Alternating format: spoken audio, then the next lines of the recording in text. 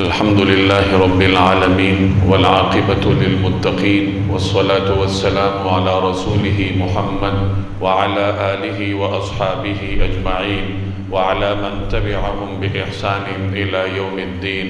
أما بعد فأعوذ بالله من الشيطان الرجيم. بسم الله الرحمن الرحيم. وعد الله الذين آمنوا منكم وعملوا الصالحات ليستخلفنهم في الأرض وَلَيُمَكِّنَنَّ لَهُمْ دِينَهُمُ الَّذِي ارْتَضَىٰ لَهُمْ وَلَيُبَدِّلَنَّهُمْ مِنْ بَعْدِ خَوْفِهِمْ أَمْنًا يَعْبُدُونَنِي لَا يُشْرِكُونَ بِي شَيْئًا وَمَنْ كَفَرَ بَعْدَ ذَلِكَ فَأُولَٰئِكَ هُمُ الْفَاسِقُونَ. صدق اللہ العظیم. بزرگان محترم اور میرے عزیز دوستوں اور بھائیوں، اسلام فرد کو انفرادی سطح پر بھی اور اجتماعی سطح پر بھی مخاطب کرتا ہے. ایک انسان کی انفرادی تربیت کرنا یہ بھی اسلام کا خاصہ ہے، اور معاشرتی زندگی میں رہنے کے آداب سکھانا یہ بھی اسلام ہی کا امتیاز ہے.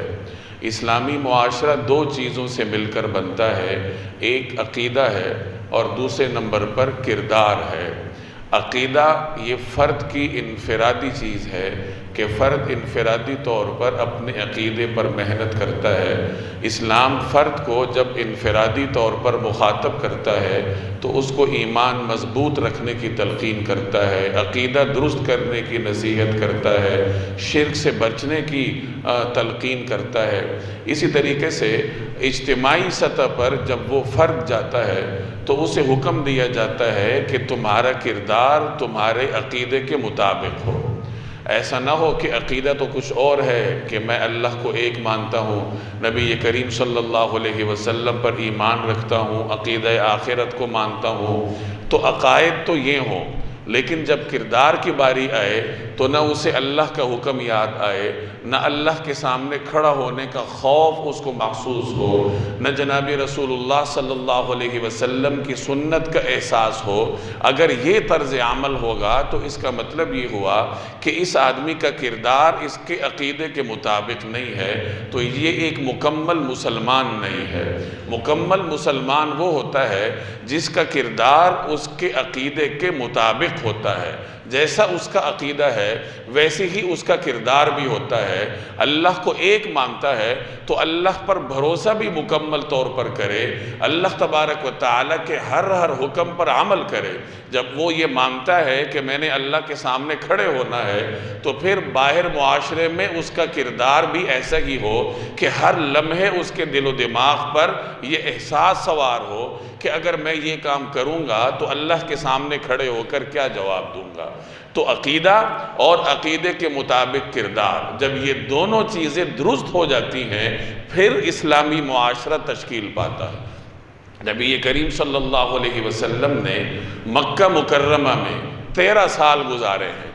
یہ جو 13 سالہ مکی زندگی ہے یہ لوگوں کے عقائد پر محنت کا دورانیہ تھا. اس دورانیے میں صحابہ کرام کے عقائد پر محنت ہوئی، ان کے ایمان پر محنت ہوئی. اللہ نے انہیں طرح طرح کی آزمائشوں سے گزارا. جب مختلف آزمائشوں سے گزار کر ان کو کندن بنا دیا گیا، پھر جا کر مدینہ منورہ میں وہ ایک ایسا معاشرہ تشکیل دینے میں کامیاب ہوئے جو کہ پوری دنیا کے لیے ایک روشن مینار کی طرح تھا. تو پہلے عقیدہ درست کرنا پڑتا ہے. ویسے تو اللہ نے پیغمبر کی نگاہوں میں ایسی تاثیر رکھی ہوتی ہے کہ اگر کوئی آدمی طلب صادق لے کر آئے تو پیغمبر کی نگاہوں کی تاثیر سے لمحوں میں اللہ اس کے دل کی کایا پلٹ دیتا ہے. اس کی مثال حضرت موسیٰ علیہ السلام اور جادوگروں کے درمیان جو معاملہ ہوا تو قرآن کریم ذکر کرتا ہے. تو یہ بہت بڑی مثال ہے اس کی کہ پیغمبر کی نگاہوں میں اللہ نے کیسی تاثیر رکھی ہوتی ہے. فرعون نے یہ اعلان کیا کہ ہمارے ہاں 2 جادوگر آئے ہیں. موسیٰ علیہ السلام اور ہارون علیہ السلام کو جادوگر کہہ رہا تھا. اللہ نے معجزے عطا کیے تھے، فرعون اس کو جادو سے تعبیر کر رہا تھا، پروپیگنڈا کر رہا تھا. تو اس نے کہا ہم بھی تمہارے مقابلے میں جادوگر لائیں گے. یہ وہ زمانہ تھا جب مصر میں جادو کا دورہ تھا. بڑے بڑے جادوگر تھے اور شاہی جادوگر بھی ہوتے تھے جنہیں بادشاہ کے دربار میں اہم منصب حاصل ہوتا تھا۔ تو فرعون نے پوری ریاست میں ہرکارے دوڑائے، ہر طرف سے جادوگروں کو اکٹھا کیا گیا حضرت موسیٰ اور حضرت ہارون علیہ السلام کا مقابلہ کرنے کے لیے۔ جادوگر آئے اور وقت مقررہ پر جب انہوں نے مقابلہ کرنا تھا، ایک میلے کا وقت مقرر کیا گیا، تاکہ کوئی اس زمانے کا میلہ تھا جس میں مصر کے لوگ اکٹھے ہوتے تھے، بادشاہ بھی آتا ہوگا، تو وہ وقت مقرر کیا گیا تاکہ سب لوگوں کے سامنے حقیقت کھل کر آ جائے۔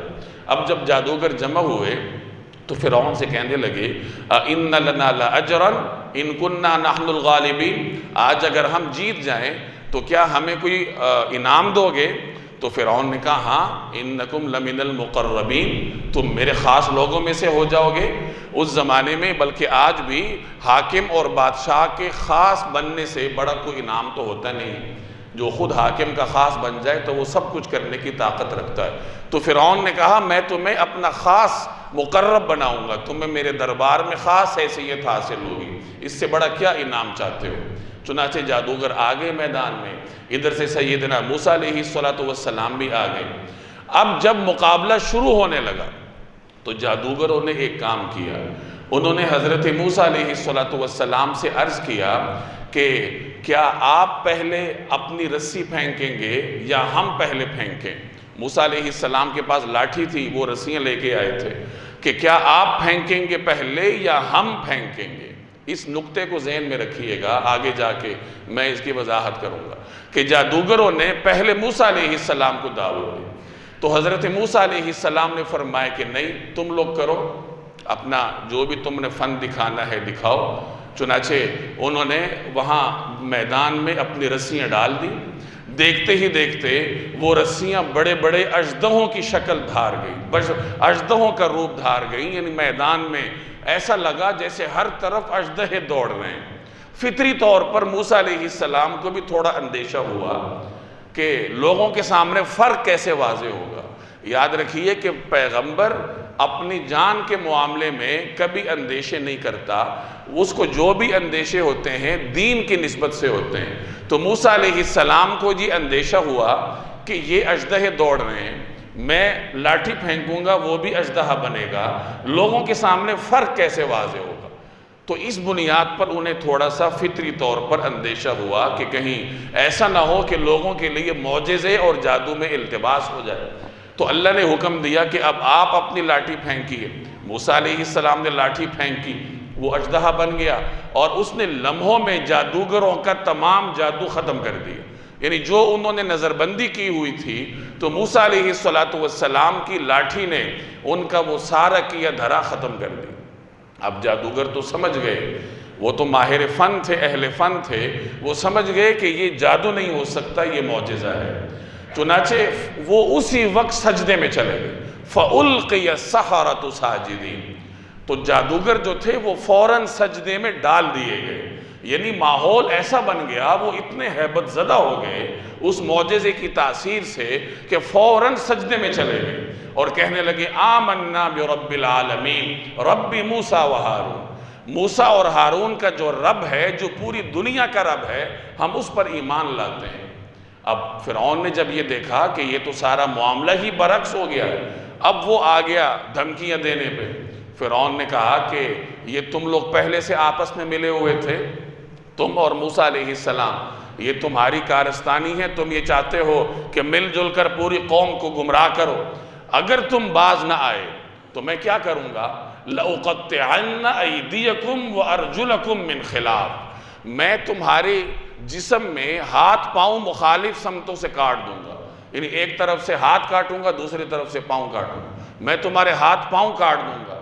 وَلَأُصَلِّبَنَّكُمْ فِي جُذُوعِ النَّخْلِ، اور میں تمہیں کھجور کے تنوں پر سولی پر لٹکا دوں گا۔ وَلَتَعْلَمُنَّ أَيُّنَا أَشَدُّ عَذَابًا وَأَبْقَىٰ، اور تم جان لو گے کہ ہم میں سے کس کا عذاب زیادہ سخت ہے۔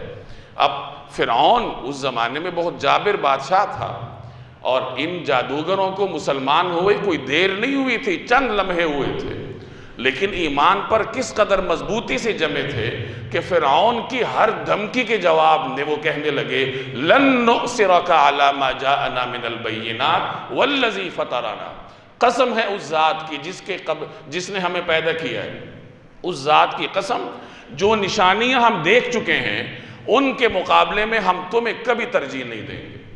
فَقْضِ مَا أَنْتَ قَاضٍ، تجھ سے جو ہو سکتا ہے کر گزر، ہاتھ پاؤں کاٹنے، سولی پر لٹکانا ہے، عذاب دینا ہے، جو بھی کرنا ہے کر لے، تم جو کچھ بھی کرو گے وہ صرف اسی دنیا کا عذاب ہوگا نا، آخرت کا تو نہیں ہوگا۔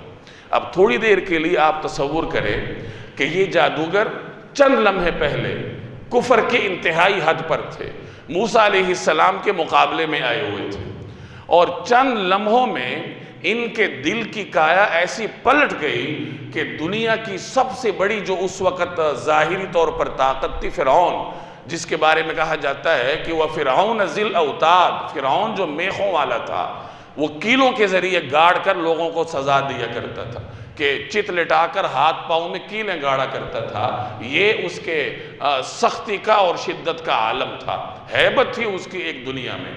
لیکن وہ جادوگر چند لمحوں میں ایمان کی ایسی حلاوت پا گئے کہ اب ہر قسم کی سختی ان کے سامنے ہیج ہے، اور اللہ نے وہ شعور ان کو دیا ان چند لمحوں میں کہ فرعون سے کہنے لگے کہ تم جو کچھ بھی کرو گے، سولی پر لٹکاؤ گے، ہاتھ پاؤں کاٹو گے، کیل گاڑو گے، وہ سب اسی دنیا کا عذاب ہے نا، تو وہ ہم جھیل لیتے ہیں، آخرت کا تو عذاب نہیں ہے، آخرت کا تو عذاب باقی رہنے والا ہے۔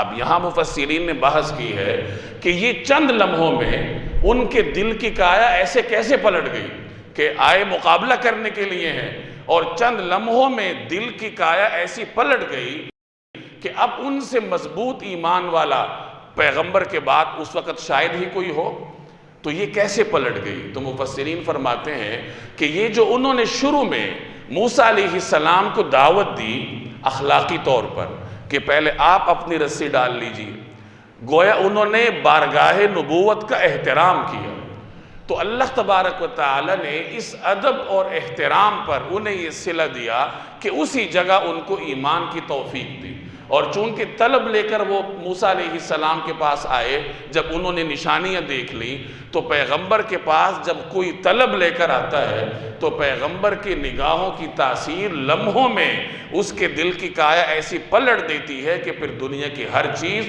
اس کو ہیج لگنے لگ جاتی ہے۔ تو اس طریقے سے اللہ تبارک و تعالی نے حضرت موسیٰ علیہ السلام کے نگاہوں کی تاثیر کی برکت سے اور جادوگروں کی جانب سے بارگاہ رسالت کے ادب کی برکت سے انہیں اتنا مضبوط ایمان عطا فرمایا کہ آئے مقابلہ کرنے تھے، اور اب گئے اللہ کی بارگاہ میں شہادت کا جام پی کر ہیں۔ ظاہر ہے کہ پھر فرعون نے وہ سزا دی تھی جو اس نے دینی تھی، اگرچہ اس کی صراحت کہیں نہیں ہے، لیکن بظاہر یوں لگتا ہے کہ فرعون نے بعد میں سزا دے دی ہوگی، کیونکہ اس کو کوئی روکنے والی قوت تو وہاں تھی نہیں۔ تو یہ ایک مثال ہے کہ پیغمبر کی نگاہوں میں ایسی تاثیر ہوتی ہے کہ کوئی آدمی طلب لے کر آئے تو اللہ تبارک و تعالی پیغمبر کی نگاہوں کی تاثیر سے اس آدمی کو لمحوں میں ایمان کی معراج عطا کر دیتا ہے۔ صحابہ کرام کی مثالیں آپ کے سامنے ہیں کہ اپنے کفر میں پکے ہوتے تھے۔ حضرت عمر کی مثال آپ کے سامنے ہے، ننگی تلوار لے کر جا رہے ہیں کہ آج میں نبوت کے اس دعوے دار کو ختم کر دوں گا تاکہ یہ معاملہ ہی ختم ہو جائے۔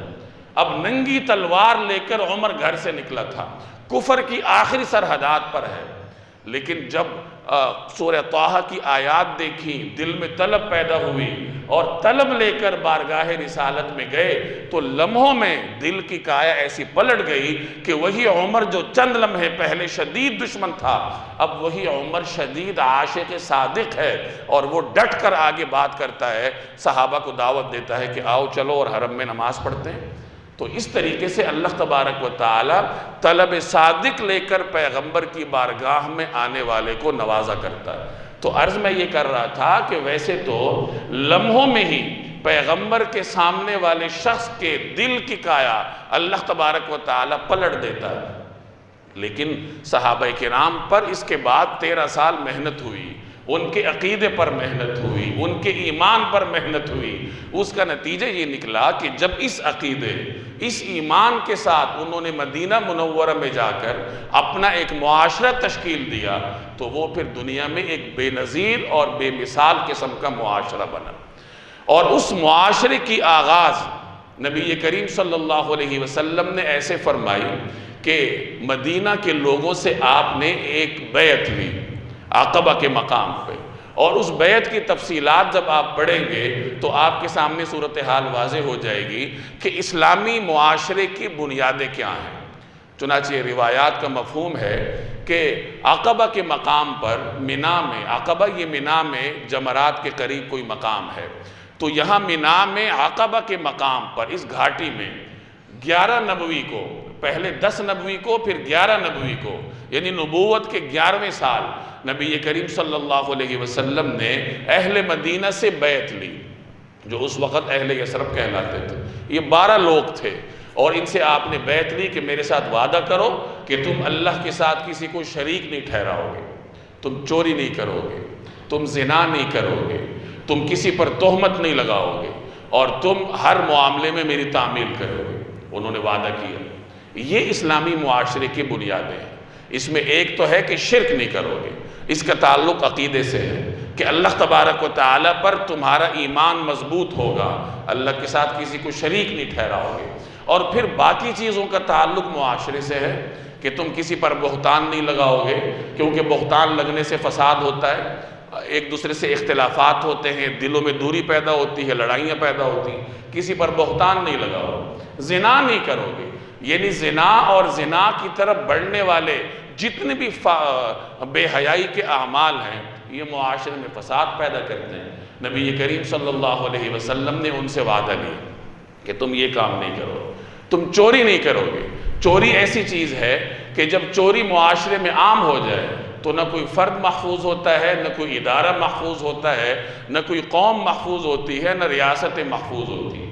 جب لوگوں کے دل و دماغ سے دیانت نکل جائے، خیانت آ جائے تو ظاہر ہے کہ پھر معاشرے میں فساد ہوتا ہے۔ آپ اپنے گھر میں ہوں گے خوف زدہ ہوں گے کہ کہیں یہ چیزیں کوئی لے نہ جائے، باہر نکلیں گے خوف زدہ ہوں گے، اداروں والے خوف زدہ ہوں گے، ملک کی خزانے پر مامور شخص خوف زدہ ہوگا کہ کہیں کوئی چیز لے نہ جائے۔ تو نبی کریم صلی اللہ علیہ وسلم نے ان سے وعدہ لیا کہ تم چوری نہیں کرو گے۔ انہوں نے وعدہ کیا اور انہی بنیادوں پر جا کر پھر انہوں نے مدینہ منورہ میں ایک ایسے معاشرے کی تشکیل کی، ایسے معاشرے کی بنیاد رکھی جو پوری دنیا کے لیے معاشرے کی تشکیل میں ایک مثال بنا۔